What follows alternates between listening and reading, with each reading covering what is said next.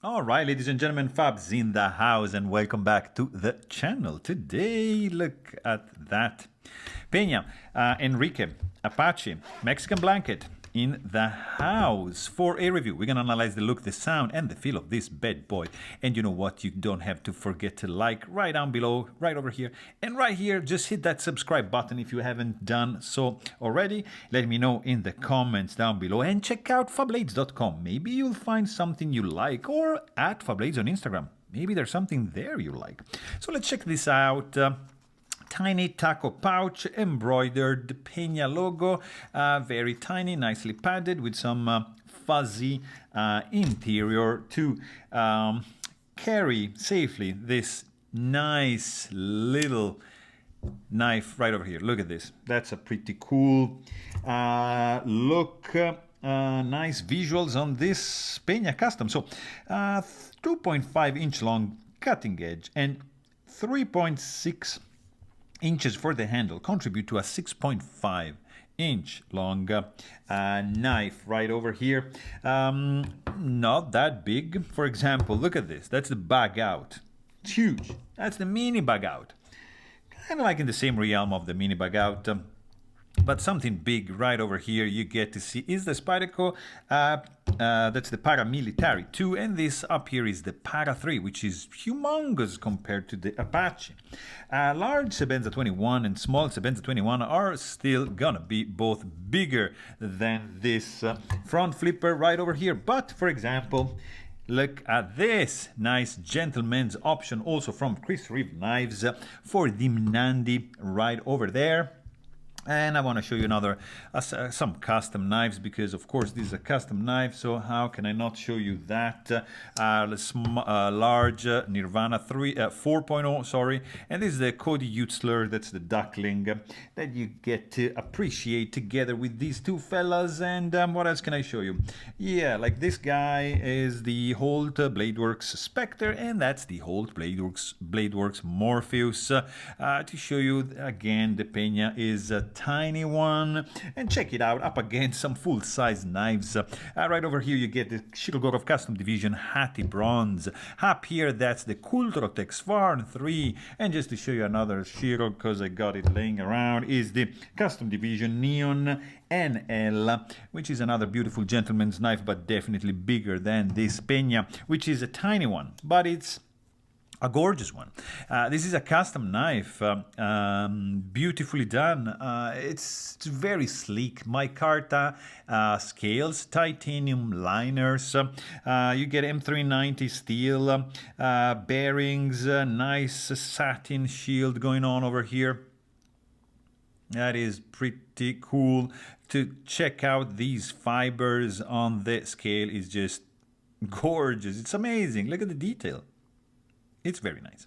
The look, I was saying, is very simple. I love, probably this is my favorite Peña model. I love the blade shape. I love the handle that goes wide at the end. It is very appealing, very attracting to me, even if it's like a super simple one and a super expensive one, because I mentioned that this is $900, so not a cheap one. I think I paid $850, $900 on the secondary market, so yeah, not a cheap one, but it's well made. You have some nice contouring of the scales.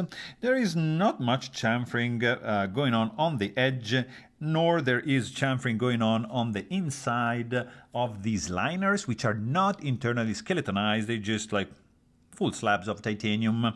They have a satin finish on the edge and a blasted finish on the inside. I don't know if you can appreciate that. There is basically, like, you see the handle is just like a straight, gently curving down here, so not really much of a finger groove to grab this thing. It's just it's very simple, very sticky looking handle, but I like it. That's the simplicity that I really appreciate in this one. There's a back spacer, which is micarta, which is pretty much flush with the liners, and which is reaching this point, and it's protecting the blade, which is beautifully centered right there. And of course, the tip is not accessible, absolutely safe. You get a very simple construction, one pivot screw, one handle screw. You remove that and you're going to find another couple screws going through the backspacer here. To take those apart is going to be a breeze. T6 on the inside, T8 and T10 for this one. So you need 3 bits to take this guy apart. It's not a big deal, but still it's very simple. You can also check my maintenance video if you want to know how to take this guy apart and how to maintain it properly. There is these screws are pretty much flush, not protruding, not sticking out from the handle, and that is a good thing. I do see, you see a little bit, it's like just not perfect, the hole. It's not like super clean on the outside, but still nice and flush. Also, you don't have any stainless steel lock face insert going on over here, but I do not feel any lock stick. The geometry is pretty good on this one. That's the lock up, probably 25%. So it's pretty much good to go.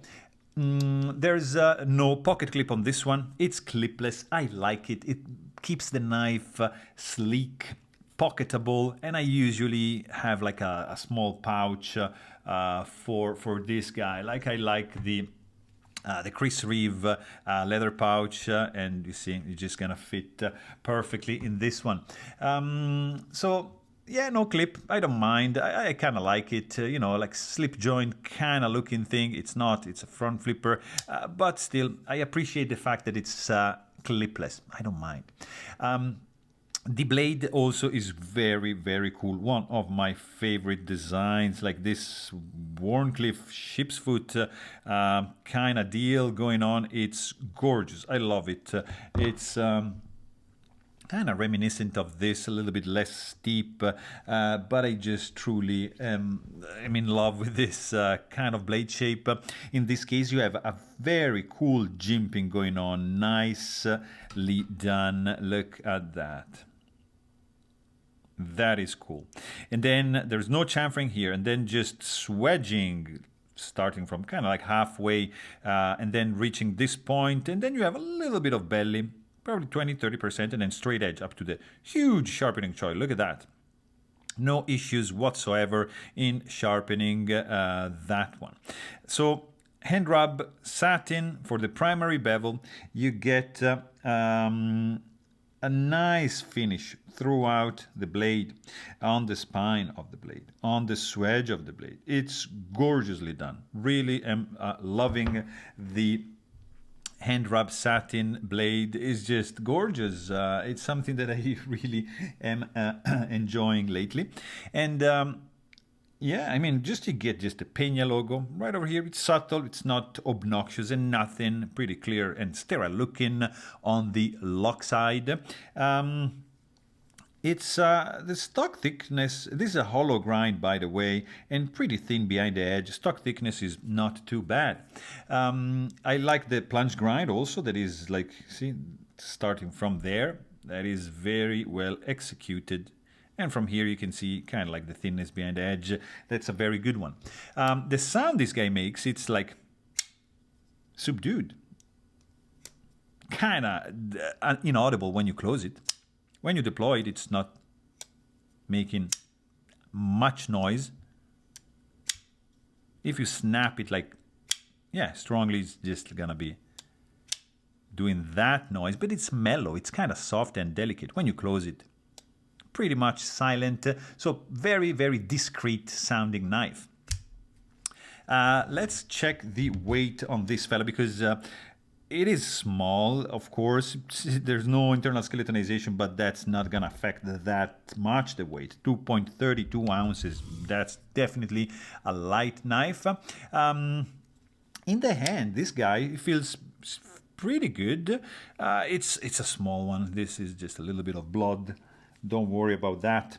It's but I mean, it's, yeah, it feels good in the hand. Even if it's small one, you're not gonna do any batoning, any hardcore tasks with this one, but still, it's gonna be, Yeah, feeling good. No hot spots in the hand. There's no sharp edges, even if it's not fully chamfered or contoured. Like it's contoured like in this, not like in this, in those edges. But still, it's comfy. It's solid. It's kind of smooth, so I wouldn't say slippery, but yeah, it's smooth, definitely. Fit and finish is spot on. Like the fact that you don't really feel any gap, anything like here, and on the back spacer as well. It's a pleasant sensation to just rub your finger like this and don't feel any step. No gaps, no rattling. The blade shape, the blade play is absent. Nice geometry, no lock stick. So under that aspect, there's nothing wrong. This guy runs on bearings. These are plastic caged bearings, tiny. You can check out my maintenance video and see how tiny these are. But action, it's gonna be like that because the blade is small, it's light, so you can have, you see this free fall effect, but just keep it in vertical position. You're gonna have to wiggle to get the blade closed. My preferred method of deployment is just like this with the index finger, because like that I have big hands, so I tend just to block the blade like that, or just do like this, and then the blade just maybe hits like here, the palm of my hand. So like that, I find it just taking advantage of this jimping right over here, like so. With the index finger, this is deploying all the time, and I don't fail. Whereas like this, yeah, I might fail, but it's snappy. That is the point. Like this thing, it doesn't, you look at this and you're like, yeah, it's like chill knife. Guys, this thing is snappy. This thing fires open like crazy. And if you do with the, did you hear that? With the thumb, and you don't block it like I'm doing right now, it's snappy, it's fast, it flies open. A little bit slower with the index, I don't know why, but still, it's a very, very good action. The closing action is not there, you have to wiggle, but that's because of the nature of the beast. Nice detent, I like it. There's, I don't believe there's a detent ball ramp.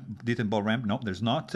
But still, it's all right, because like this from there, you're just gonna wiggle a little bit and you're gonna be happy. I mean, this is a very, very cool knife. I love the look. I like the sound. I like the ergos. It feels good in the hand because it's tiny, but it's elegant. It gives me happiness just by looking at this because of the colors, of the shape, and the craftsmanship that's behind this.